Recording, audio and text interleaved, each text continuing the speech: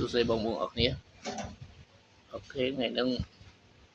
ខ្ញុំសូមនិយាយក្រៅពី policy របស់ page របស់ខ្ញុំបន្តិច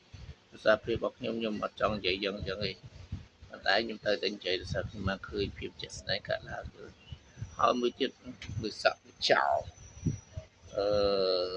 សូមឲ្យទោសបើសិនការរៀបចំខ្លួនរបស់ខ្ញុំវាគ្មានរបៀបគ្មានរបបវាជាសក់អីមាត់អីក៏មិនកោ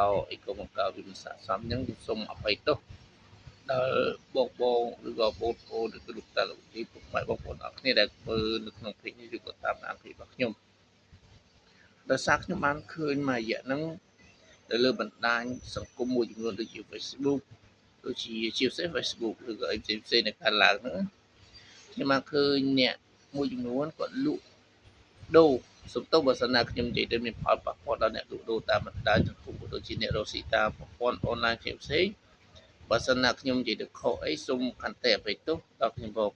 ពួកភេទរបស់ខ្ញុំគ្មានគោលការណ៍ណាមួយសម្រាប់និយាយប៉ះពាល់ដល់អ្នកណាទេ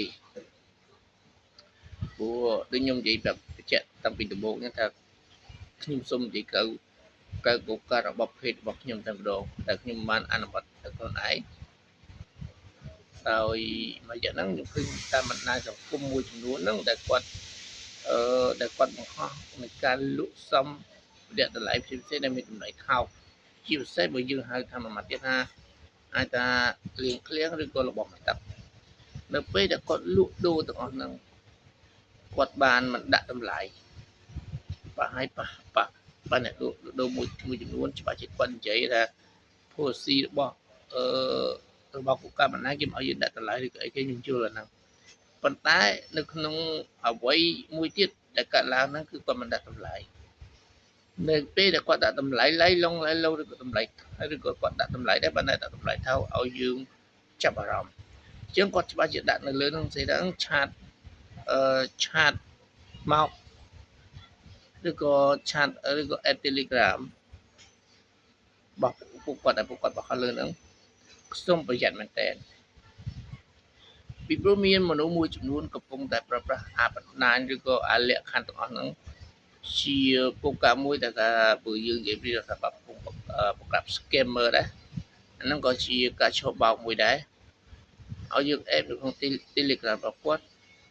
ឬក៏ជា Facebook គាត់អាចមានលទ្ធភាពឬក៏ការស្គាល់ Facebook ទាំងអស់ហ្នឹងដើម្បីចូលទៅ hack ឬក៏ឆាតឬក៏អឺប្រើប្រាស់ Facebook ហ្នឹងនិយាយ Facebook ឬក៏ Telegram ជាពិសេស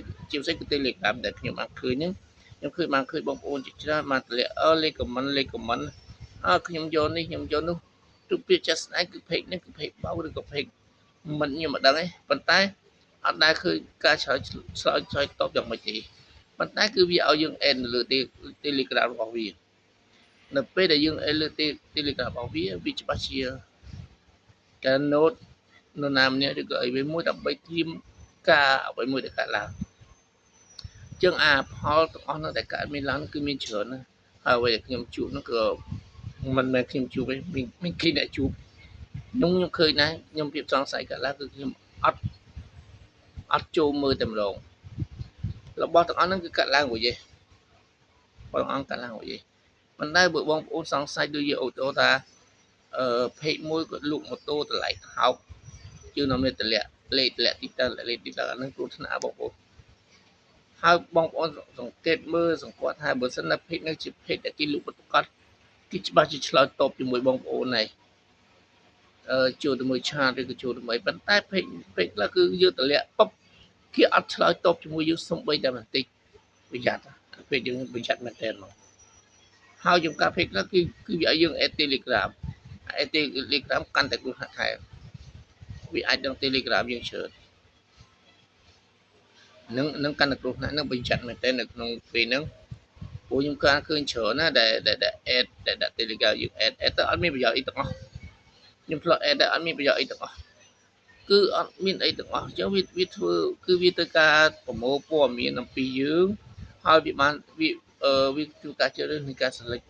មនុស្សណាដែលគេថាមានក្តីរំពឹងដែលកើតឡើងពីនឹងឯងចូលទៅលើហ្នឹងនឹងវាប្រើប្រាស់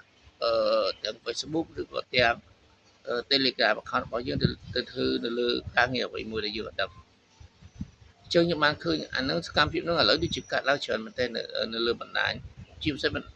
វាដាក់នៅលើក្នុងបណ្ដាញ Facebook ប៉ុន្តែវាអេនៅក្នុង Telegram បែបបងប្អូនចូលទៅអត់មានអីទេ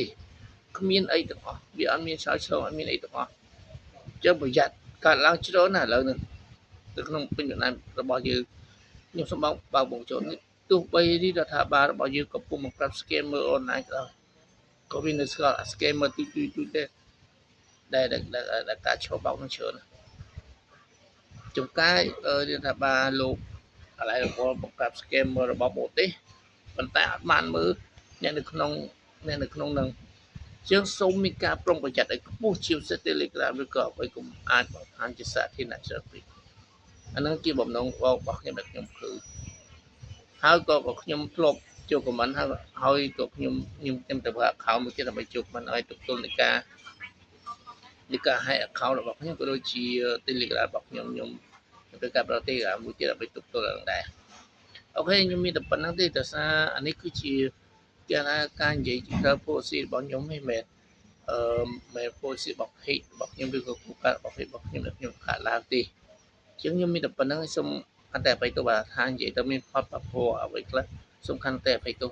ទុកជាមុនផង